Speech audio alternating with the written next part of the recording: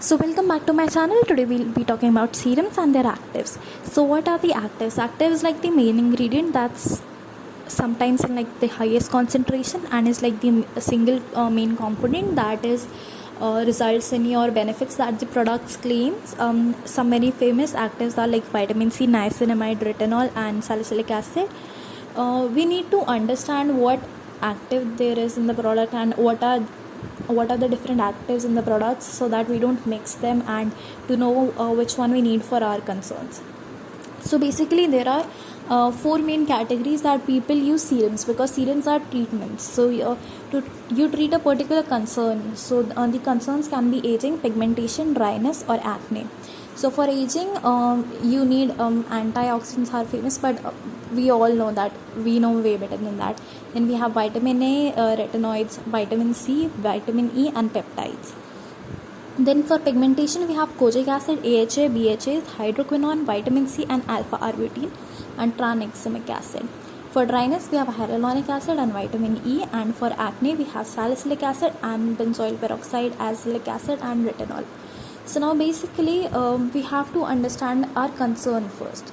Basically you need to identify which is your concern. If you are over the age of 25-30, you have fine line wrinkles, you absolutely need an anti-aging active in your ingredient. If you are a little tan, brown skinned, if you are Indian, so it's very common to get hyperpigmentation. We have hyperpigmentation around our mouth, eyes and just uneven skin tone. Even if you get like an acne or pimple, the scars will remain. We don't even have an even skin tone. Like our skin tone is all over the place and it generally looks dull, and it's just very problematic being a brown shade Indian girl. So if your skin tone does not come under, not to be discriminatory but to understand our concerns better, if your like skin color is a little tan and like wheatish, and beyond that you surely need a pigmentation compound, just so that overall your skin tone becomes more even and like the melanin production is regularized. We do not, if you don't even want to like reduce that, you at least want that to be even toned on your face so that your skin looks even toned. Now for dryness, hyaluronic acid, we know that. And then there's acne. For acne, as we all know that acne is a major concern for a lot of people. People go to dermatologists and it's very difficult to control if you have severe acne. So now for that there are some treatments like getting chemical peels that dermatologists do, or you could even get in a parlor and could even do that at home. I personally used to have horrible acne at one point when I had pets, so my forehead and my cheeks always had like acne, and whenever my like periods came, so it just got bad. So because of that, I used to go to a dermatologist, and she used to charge 2500 for one peel, 2500 rupees, and that was becoming expensive. Like getting 2-3 shots of that, you already spent like I spent like 10k with her, and my acne did improve. And then I was like, I browsed online for a lot of different skin peels, and I just found that the entire product costs around you can get a good skin peel around 1500 to 2000 that you can use for multiple times. Like you could it easily get 10 to 15 peels out of that one bottle that I was paying for like a single session. So I would highly recommend you all, but if you do have experience, if you're not experienced in that, don't go for it. Don't go for a strong peel. I will make a specific video on peels if you want information about that, but until unless you're sure of what you're using, that is one thing I would not recommend you doing at home yourself at all. That's one thing. Proceed with a lot of caution, but that's the biggest help or the biggest treatment for acne. After that, there are spot treatments like benzoyl peroxide. That is when you have an acne, right on top of it, like you put like benzoyl peroxide patches or like a little bit of concentrated serum or cream, and it like reduces that overnight. It sucks out the water and moisture and like subsides the pimples. So that being said, we'll next dive into a little bit of the exfoliating agents if you're into chemical exfoliants. So this chart is kind of self-explanatory, but I'll still explain. Like if you have sensitive skin, then use mandelic or lactic acid. Otherwise, for acne, I would highly recommend salicylic and glycolic acid. The other ones, I think these are the basic ones that you should try if you're a beginner. Okay, so I bring you a cheat sheet, and that I bring from an experience. I'm not a dermatologist, but however, I do have more than 15 serums in my skincare routine right now, and I do have experimented with a lot of brands, affordable and high-end ones. So when it comes to serums, and they're one of like my favorite products that I really experiment with, because like moisturizer, cleanser, they don't really work, but serums are something that has actives and that stays on your face most of the time. So so if you're a fair skinned person, my recommendation to you would be that go for a vitamin C serum. Vitamin C basically like keeps your skin youthful, rejuvenated, even skin tone, and basic hydration. It's like, you know, if you have good skin and you want to maintain that, or slightly improve it, that kind of thing. With me, like, it does claim to have a lot of benefits, and overall it's like the main ingredient that like combats general dull looking, slightly pigmented, and slightly aging skin. Like if you want that one ingredient that counters all your problem, if you have good skin, like if you have small issues, then okay, vitamin C can solve that for you. Niacinamide is one that is also like that is good for your pigmentation, and also for your acne scars, and also helps in your skin being more hydrated. And then there's hyaluronic acid that I do recommend getting it for keeping moisture intact in your skin. Now come for a brown babes, because I'm a brown babe too. I do have pigmentation and hyperpigmentation too. I have been experimenting a lot. We are just thrown these serums like vitamin C and niacinamide on our faces that like everyone is using right now, and it might not be the best thing for us. It is a good thing, it is a very good thing, but if you're an Indian girl with a brown Indian girl, there are very high chances you have hyperpigmentation. We have hyperpigmentation around our eyes, lips, mouth, and even if we get an acne, there's so many like spots on our faces. So we do need to tackle that first. We are using serum as treatments now, so we need to tackle our problem first. So for those problems, so I have tried a lot of serums. I have tried alpha-arbutin plus kojic acid, and I've also tried tranexamic acid. There's one thing I recently came to know that I wasn't aware earlier about tranexamic acid. It's a new skincare product that came into the market around 2017.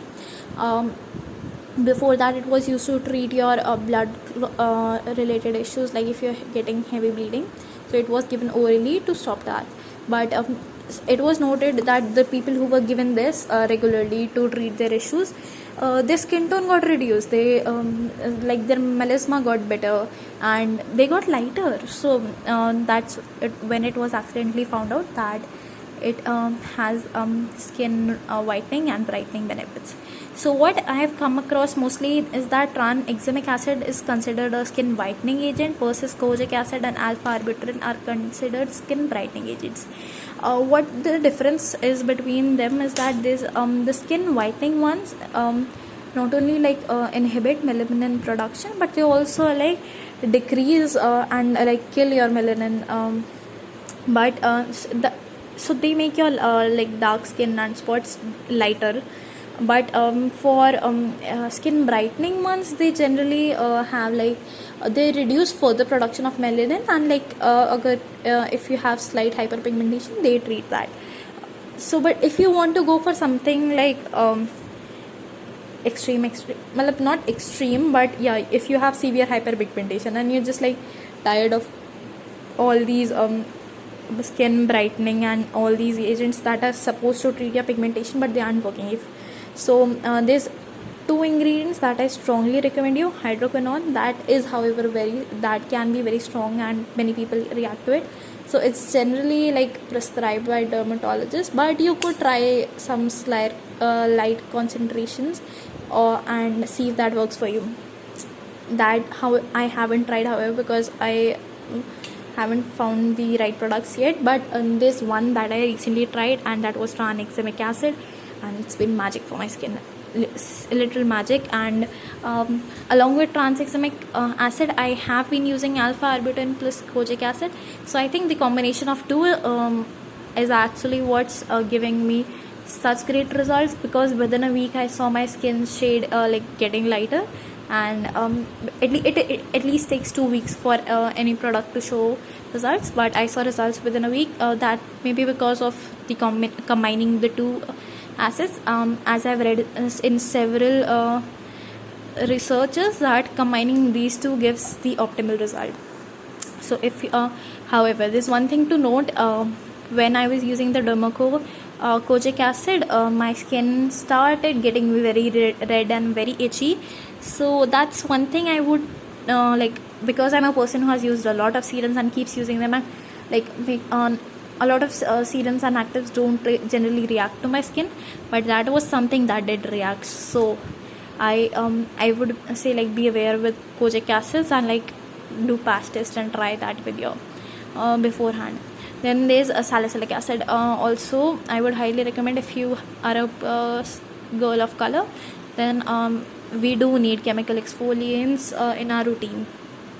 Then coming back to your acne concerns, as I mentioned previously, for acne there are chemical peels and treatments.